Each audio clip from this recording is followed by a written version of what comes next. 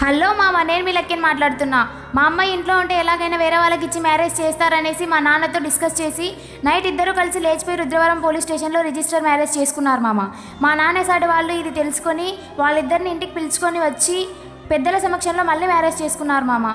కొన్ని రోజుల తర్వాత మా నాన్న వాళ్ళ అమ్మ చెప్పిన మాటలు విని మా అమ్మని చాలా టార్చర్ చేసేవాడు మామ.